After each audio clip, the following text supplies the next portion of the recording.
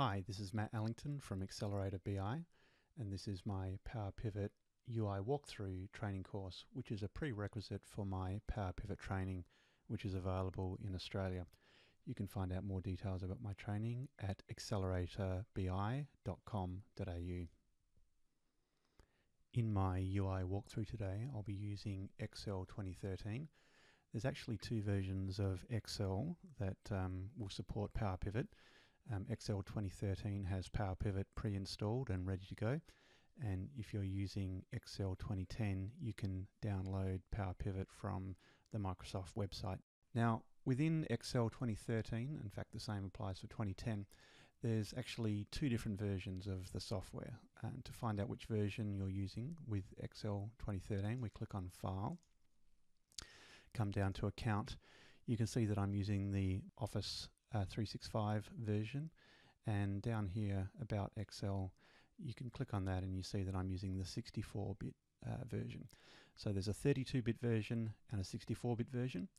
Now with Microsoft Office it's an all or nothing choice, so all of your Office applications such as Outlook, Word, PowerPoint, etc., they're either all 32-bit or they're all 64-bit. And so many companies have 32-bit installed by default, and that's usually because there are a number of plugins that you can get for the Office suite, maybe plugins that work with SAP or other similar tools, and those plugins are also specific to the compiled version. So if you have an SAP plugin for a 32-bit version of Excel, then that plugin will not work with the 64-bit version of Excel. If you have a choice to select the 64-bit version of Excel or Office for using Power Pivot, it makes a big difference in performance, and there will certainly be a time when the 32-bit version of Power Pivot will just simply stop working, particularly as you get to large data sets over 1 million rows or more. So if you have a choice, please try and get the 64-bit version of Microsoft Office or Excel installed. Okay, so when you first open up Excel 2013, there will be no information here to tell you about Power Pivot. So to enable it and turn it on, you need to click on File, come down to Options, and down to the Add-ins section. And right down the bottom you'll see Manage Excel Add-ins. Come down here, select COM Add-ins and click Go. And this dialog will pop up showing you the available COM add-ins. And so if you're using the 2013 version, you click on the Power Pivot for Excel 2013. At this stage I'm also going to turn on Power Map, Power Query and Power View. Some of these products are coming as add-ins today, so you can download them from the internet. That will change over time as they become a permanent part of the software suite. So I'm going to enable all of those tools now. So I click OK, and what you'll see is that I now have a couple of new ribbons along the top. So the Power Query is currently a separate download, and Power Pivot comes installed with 2013. Now you'll notice that I have a developer ribbon here at the top of the screen. By default this is not visible. Now I do recommend people using Power Pivot turn on the developer ribbon. So to do that, come up to the menu here, right click and then select Customize the ribbon, and on the right hand side here you'll see all of the menus, and by default this developer one is switched off. So in most cases, unless you're a VBA macro developer, this particular ribbon will be turned off. So I recommend you turn that on. So follow those steps, turn it on and click OK. And the reason I recommend that is if you click on developer here, you'll see that there's this button here, COM add-ins. And when you click on this button, it opens up this dialog box. And as you recall, it took about 6 to 8 steps to get to this dialog box previously. So now we have all of the software configured. We're now going to take a look at the Power Pivot application itself. So click on the Power Pivot menu here, and you'll see on the ribbon there's a number of different buttons. First of all, we'll click on the Manage Data Model button, and you'll note that a complete new window opens up. And so Power Pivot is actually an in-memory database that comes bundled with Excel. It also comes as part of Microsoft SQL Server analysis services. However, it does come bundled with Excel, and you can see that it's actually a separate application here. So if I hover over the taskbar, you see now there's two windows. One is the Excel window and one is the Power Pivot window. So I refer to either Excel or Power Pivot as being these two separate applications, even though they come bundled together in Excel, and the Power Pivot data model is saved with Excel when you save your workbook.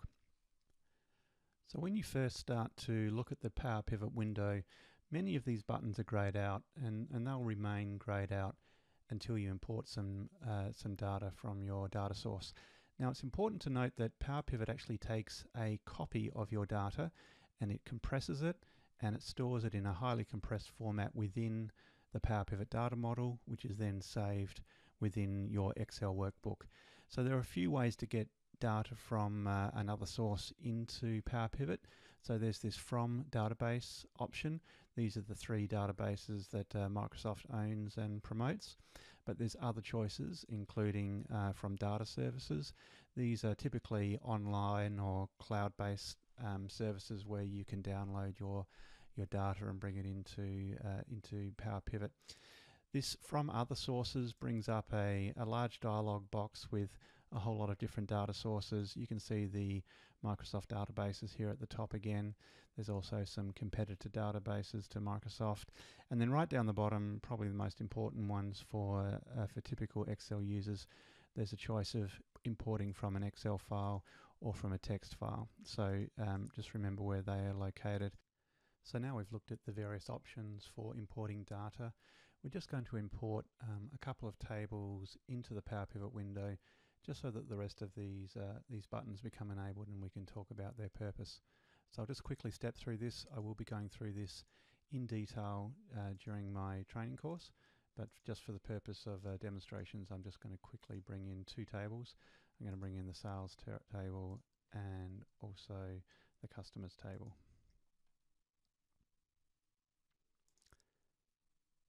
Okay, so now we have our data in the Power Pivot window. Now, I'd like to talk about this button here. This is a very important button because when you import data from a database, what happens is there's a connection that has been created between Power Pivot and that database. So if I now click on existing connections, you can see here, this is the connection to the database which I just imported those two tables from. If I now wish to go ahead and import another table from this database, it's very important to come into existing connections, click open, select from a list of tables, and then I can bring in a third table directly from that database without creating a new connection. If I click back here, once again, you can see that there's only a single connection. But to demonstrate the point, if I now go back to from database access, I'll go to that same database and bring in another table. This time I'm going to bring in the calendar table.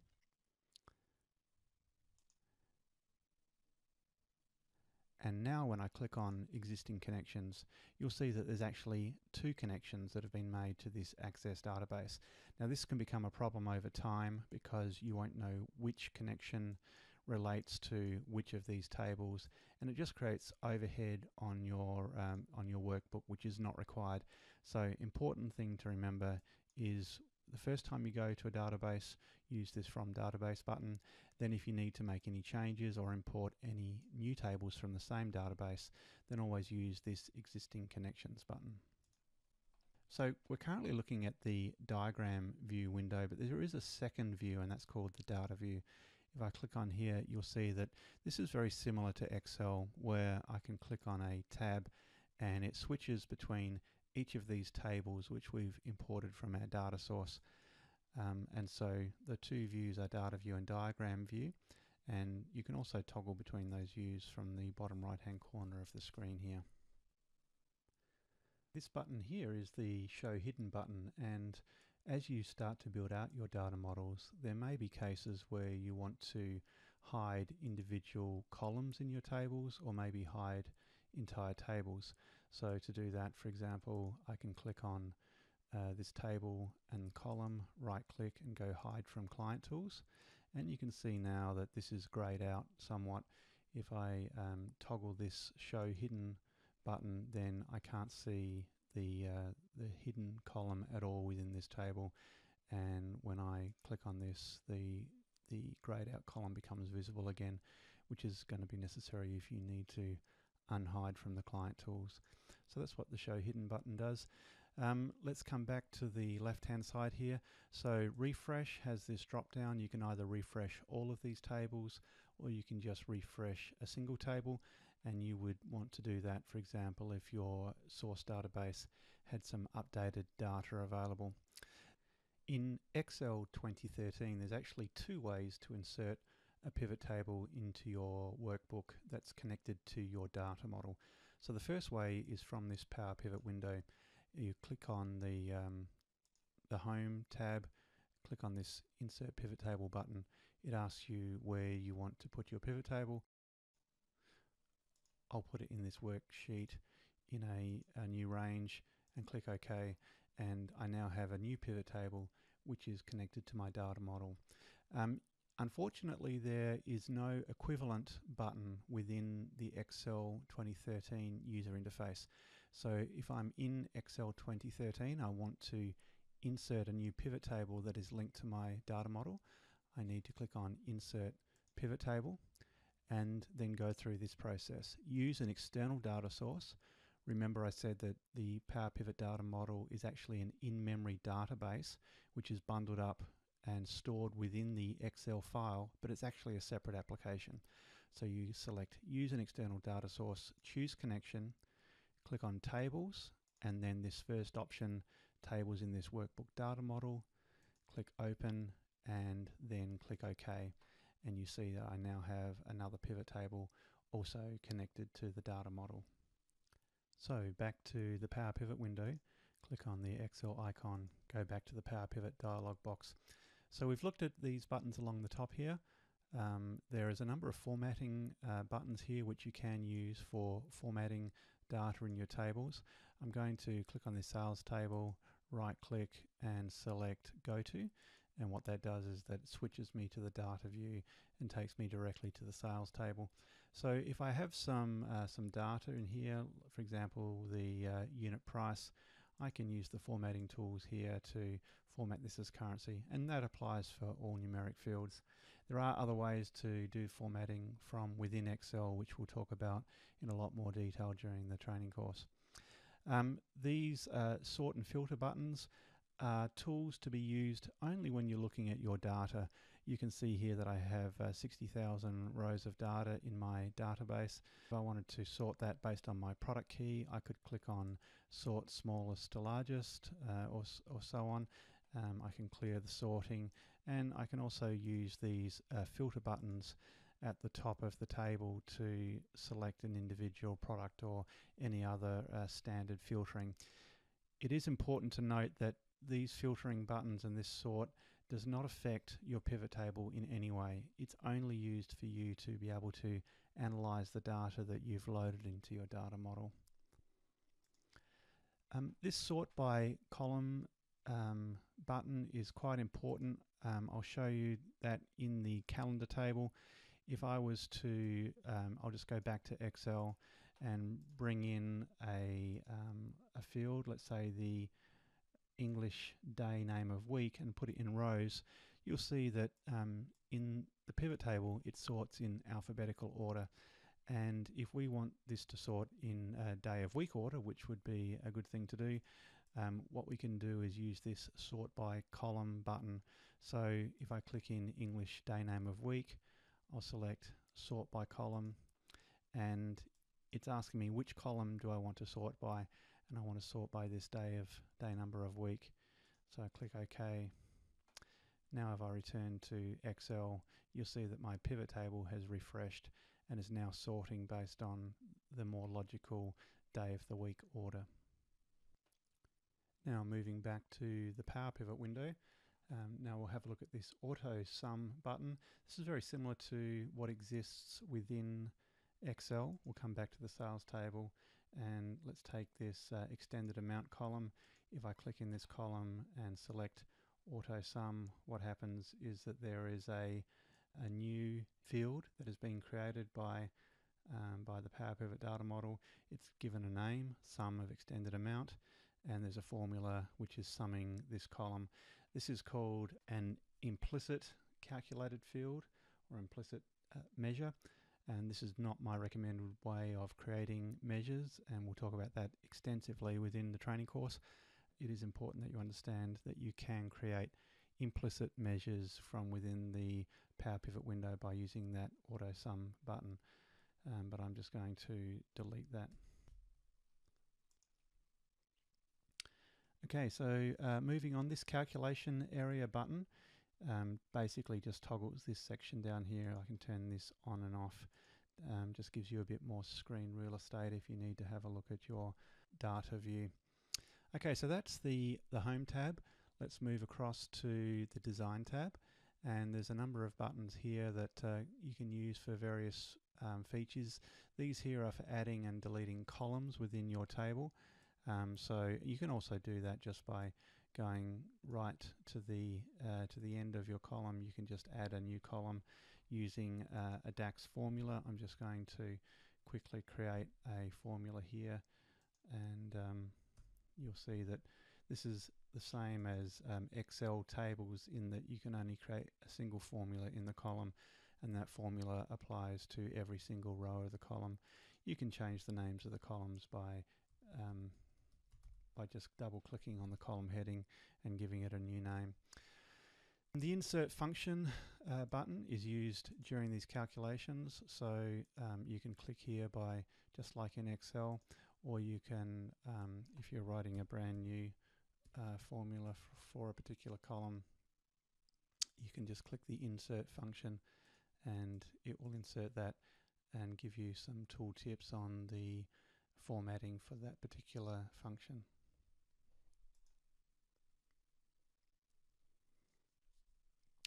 The calculation options button is a way for you to turn on or off automatic calculation.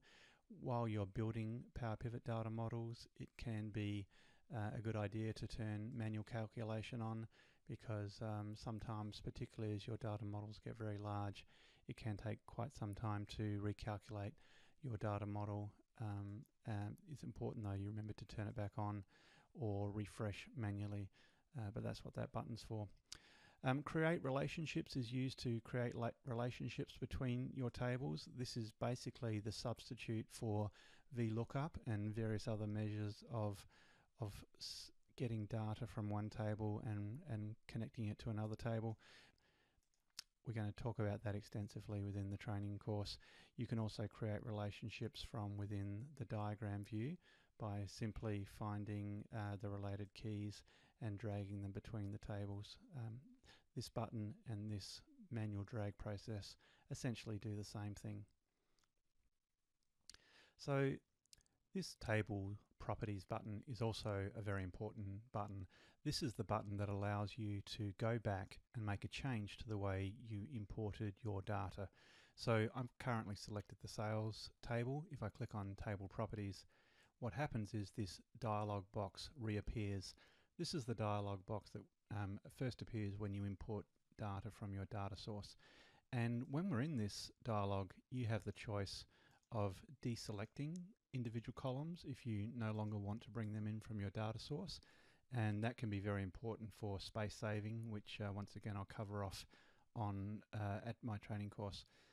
However, you can also filter your data. So this data is quite old, back in the early 2000 years, so that we only want to bring in data that is after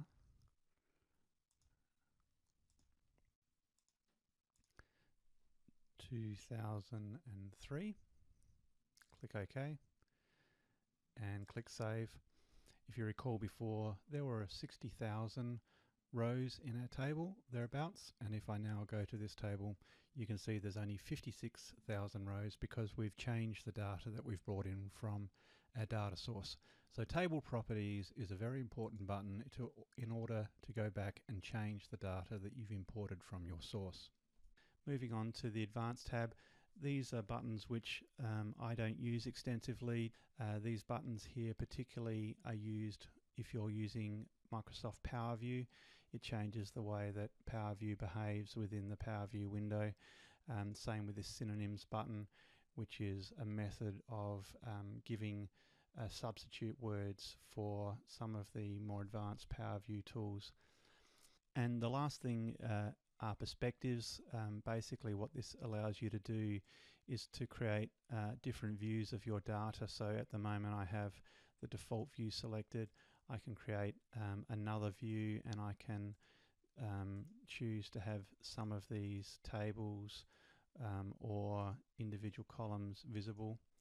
And so when I then toggle to the perspective that I just created, it gives you a subset of your data. And once again, if you're building large data models, this may be useful to you. The final two buttons we're going to take a look at from within the Power Pivot window are these two here. So there's a Switch to Workbook button and also a Save button.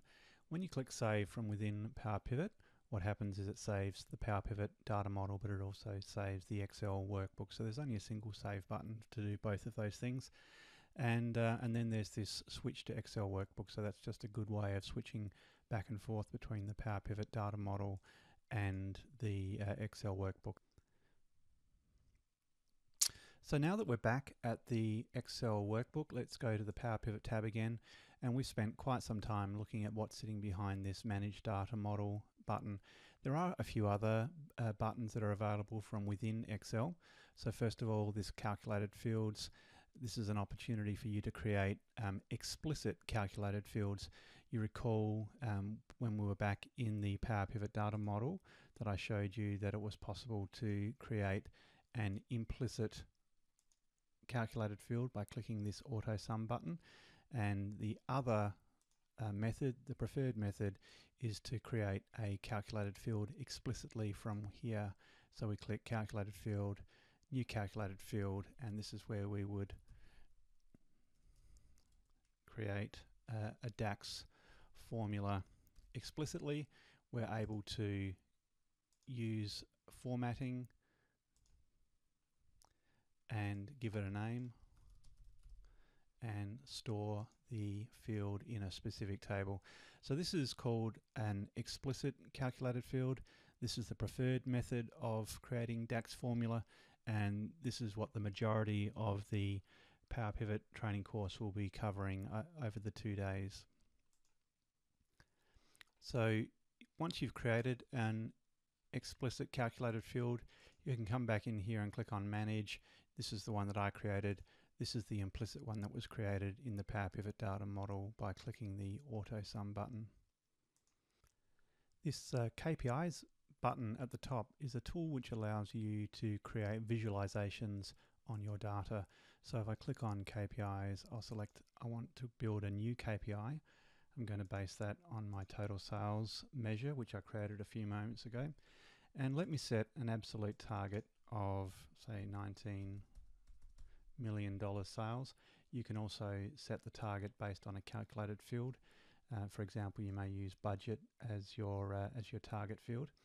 And then using this slider, you can determine when you get a particular visualization for achievement of your target. So for example, if I set this to below 13 million is red, between 13 and 18 million is yellow, and above 18 million is green. Although given that we might set that to 19 million being that's our target, and you select whichever visualization style you want. So if I click OK, and then let's come back here, have a look at our measure down the bottom here. You can see it's now indicates that it's a KPI, and I can click and drag status into my pivot table, and I get this nice visualization effect telling me whether I've achieved my target or not.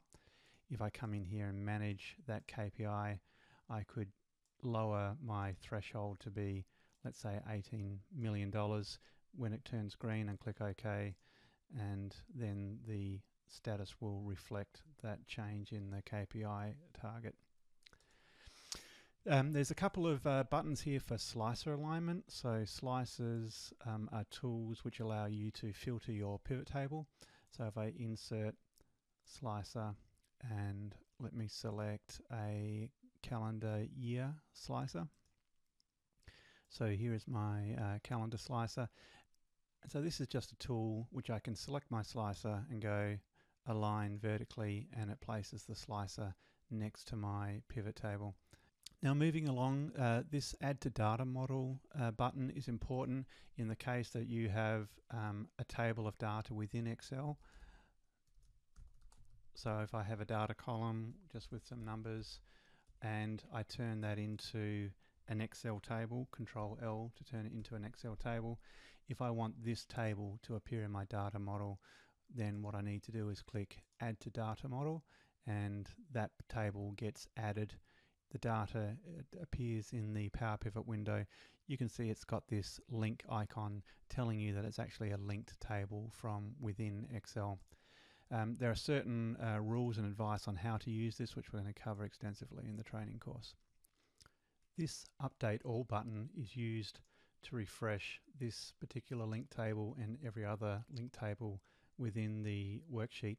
It's actually directly related to the linked table tab, and there is a number of buttons here. So Update Selected and Update All are variations of this Update All button, which appears within Excel, and it's also related to this Update Mode button. So by default, Update Mode is automatic, and therefore if you add any data to your linked table, it will be refreshed in the background, and that can be a problem, and that's why sometimes you may want to turn this automatic update off and switch it to manual mode. If it's in manual mode and I come in here and add some data to my columns, then when I go back to my model, you'll see that this data is now out of sync because I have manual update selected. If I click Update All, then it will refresh the data from this table into my data model. So it depends exactly what it is that you're trying to achieve, but if automatic update becomes a problem, this is when you would switch this to manual. But you do have to remember to click the Update All if you change any of your tables. So that completes my Power Pivot UI walkthrough. I hope you've enjoyed it. If you're registered to attend one of my training courses, I'm looking forward to meeting you and helping you on your journey to become a Power Pivot expert. And if you are not registered and you'd like to find out more about my training offerings, please go to acceleratorbi.com.au/training.